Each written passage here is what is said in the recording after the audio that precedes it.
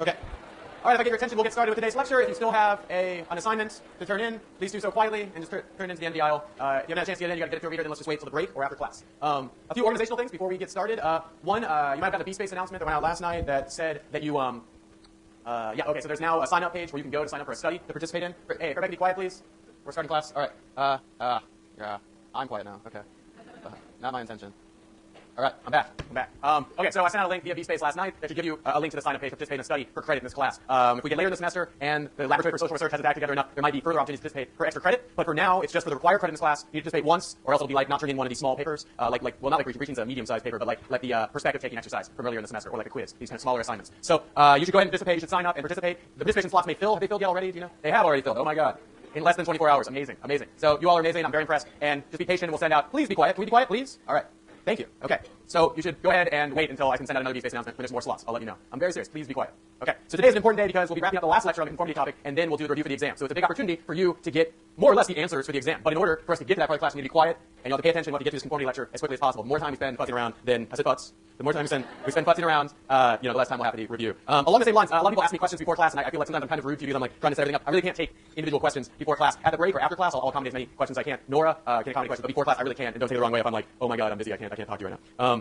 Okay, and then also we'll pass out the study sheet at the break once we finish this short lecture on bystander non-intervention, and you'll have to ask any questions you have, clarifying questions about the study sheet at that time. We do not take emailed questions about the study sheet. The study sheet is our, we're very generous giving you all this material, essentially all the material that the exam will cover ahead of time, so you can prep and study and know exactly what's on it, because we want you to be able to ace this test, but we can't do, if we allow any email questions, we have to answer all of them, and literally, we get hundreds of them. I mean, every exam last year, I would get 100, and I would make a mistake of like replying to the first one, thinking, oh, it's just this one small question, and then like 50 more would happen that Sunday, and I'd be like, oh, I answered the first one, so now I have to answer all of them. So we can't answer any of them, so if you have a question, you have to ask it in class, and if we don't cover all of them, it's too bad, but the class I'm sorry, but it's an imperfect world, and we're giving you a lot more. We're giving you a leg up relative to most classes, I think. I think you'll agree when you get a study sheet, which was posted last night on B-Space as well.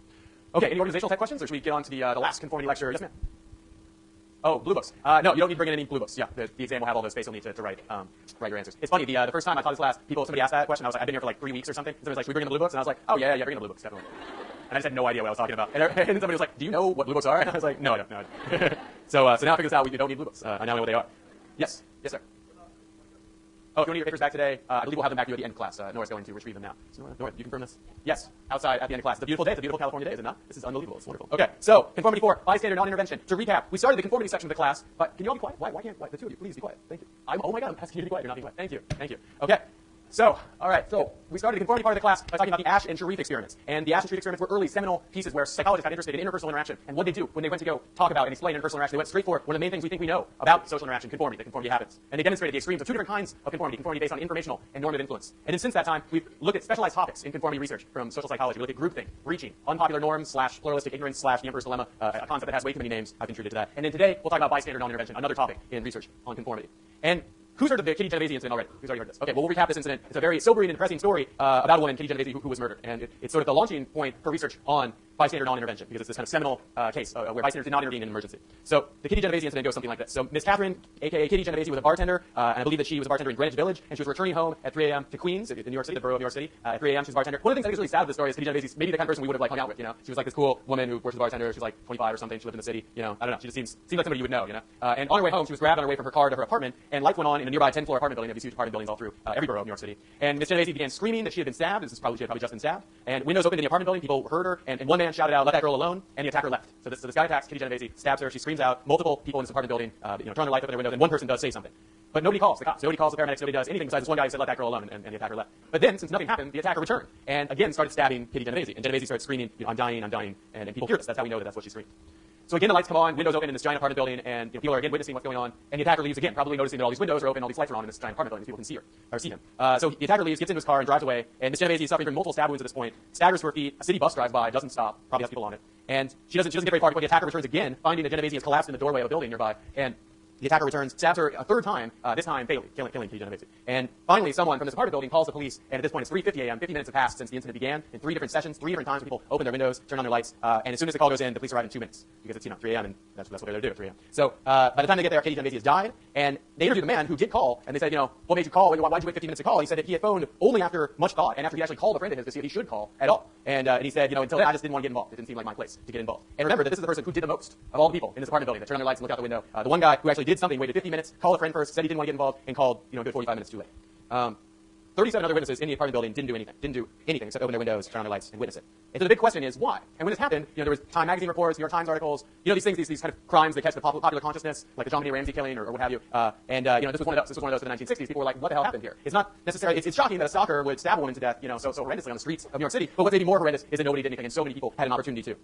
So social psychologists were like, well, what's going on here? Why wouldn't somebody intervene? Why wouldn't you intervene in that situation? And the obvious explanations, that Time Magazine and the New York Times and all the media outlets went to directly were people don't have empathy or they don't have concern. People don't care. And this was taken as an example of how people in New York City or in cities in general are different from us. Or maybe we live in cities maybe. So people who live in cities are callous, unfeeling people who are shut off to the rest of the world. They don't connect with others. And cities lead to the degradation of social order, the undermining of social bonds, the lack of empathy and altruism and helping and the spirit of community. And this was seen by some as this horrible insight on the crimes of the city and also just maybe the general lack of empathy in human nature. And then other people said, well, no, it's probably fear of retribution. That in general people don't intervene in these emergencies because they're worried, that stabber, the guy who's stabbing this woman might turn on me next, or might know who called, and certainly that's one of the reasons that people don't intervene. But these really weren't the case with the Genovese incident. I don't think, at least. The fear of retribution doesn't really apply. You're just one of several people who's turned on your light and opened your window. How's the attacker going to visit retribution upon you? It doesn't make sense. Lack of empathy or concern. When they interviewed these people afterwards, a lot of people said that they really felt empathy and concern for Kitty Genovese. That actually watching her be stabbed to death was, they felt terrible about it, and they felt like, oh my God, this is this terrible thing that's happening. And in general, we don't think from other research that people in cities are fundamentally different than other people. There's something about people who move to the city, they become ruthless, cruel people.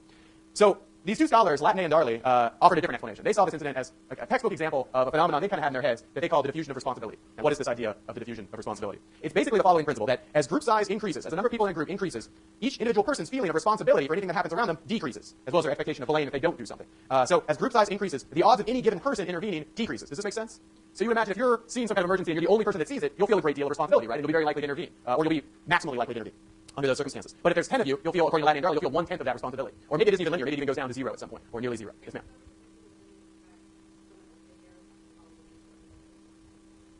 Is this the same as thinking somebody else will take care of it? It's a very similar idea. Yeah, that as the number of people increases, you're like, well, yeah, okay, so on the one hand you think odds are somebody will intervene. It doesn't need to be me that does it. But I don't think it's just like that laziness or something that you say, oh, well, somebody will do it. I don't have to do it. I think also your individual feeling you're responsible for intervening goes down. I think it's subtly different. Very similar, but subtly different.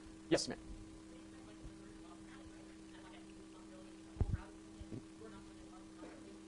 Right, this is very similar to what we think of, right, if I take your comment correctly, this is very similar to what we talk about mob mentality. When people get together in a mob, that the mob is capable of extreme acts, perhaps, rioting and looting or terrible behaviors towards people that they wouldn't be capable of as individuals. The people get together and they feel lost in the crowd, their responsibility is diffused, and they're capable of behaviors that they wouldn't be capable of alone.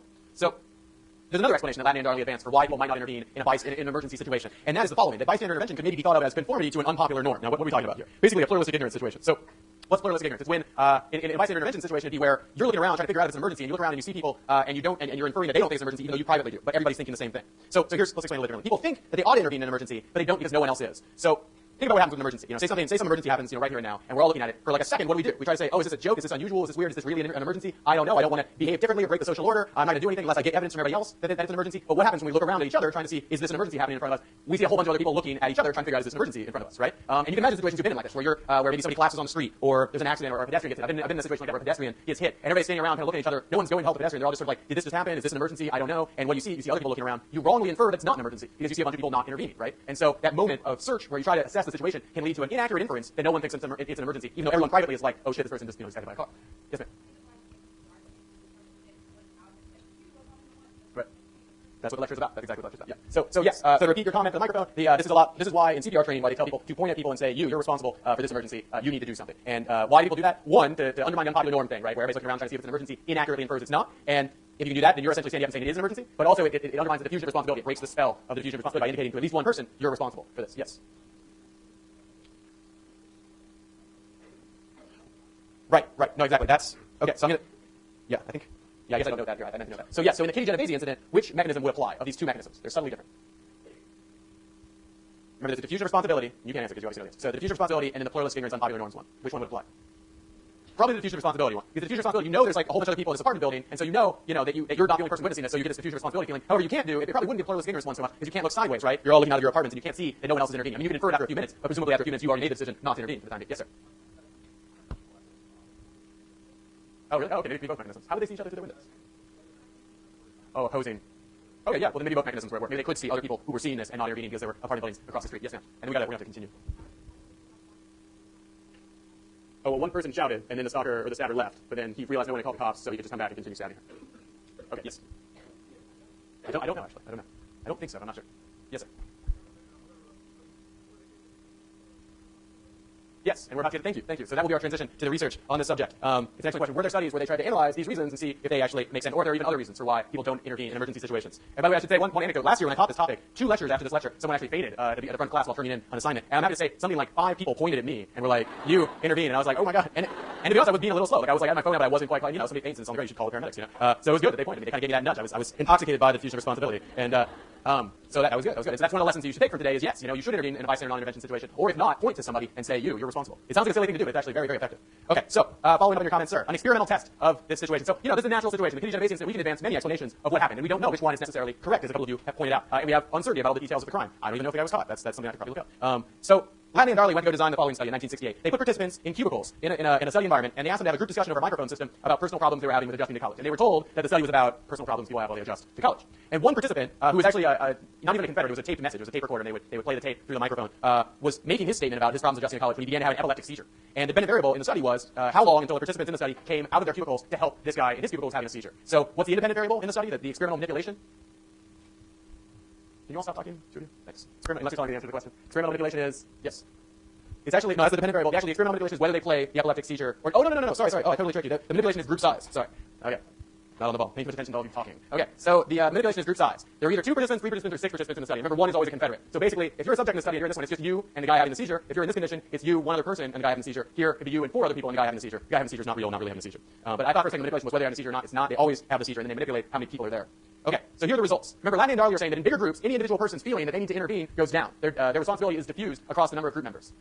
Man, this is talking. It's driving me batshit crazy. Okay, so, all right, so the group size of 2. What happens there? It's just you and the guy in the seizure. 85% of participants help in this condition, though it kind of amazingly takes them 52 seconds to leave their cubicle and go help the guy. So that's not very good news on human nature normally. Okay, so, but what happens if it's you and just one other person? It's just one other person. You wouldn't think it'd be that different, right? You're still in a seizure. You go the same number of steps there. It's just there's one other person in a cubicle as well. Well, then the number of people intervene drops pretty far to 62%, and it takes almost twice as long for people to get out of their cubicle and go next door. Just the presence of one other person. It's kind of amazing, I think. And then here, what if there's 4 additional people that could also intervene in addition to you in helping this 6th person who's having a seizure? Intervention rates drop all the way down to 31%, and people take over 2 minutes, almost 3 minutes to get out of their cubicle and help. And that's 3 minutes of listening to somebody on a microphone having a seizure and not doing anything about it. Yes, sir.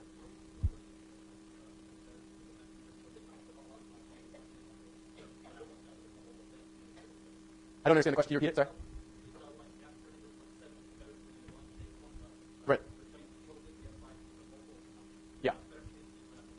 Okay, yeah. Did they ever try to put multiple non-Confederates together and see what would happen? Here they basically did. To be clear, in this session, there's 2 live participants. I'm almost certain this is right. You're not just told that there's another person. There actually are 2 people, and they're gathering data on 2 people. Here, there really are 5 people who aren't a Confederate, and they're gathering data on all 5. I'm pretty sure that's the way they structured the study.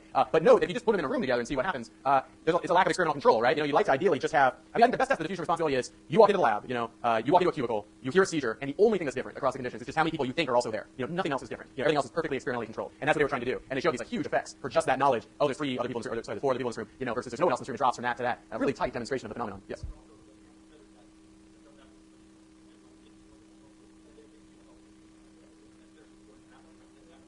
Oh, like what if the Confederate actually intervenes? Well,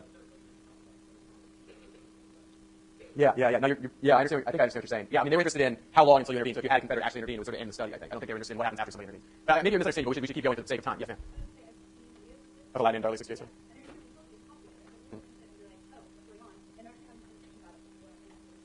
Oh, that's interesting. Huh. Okay, that's interesting.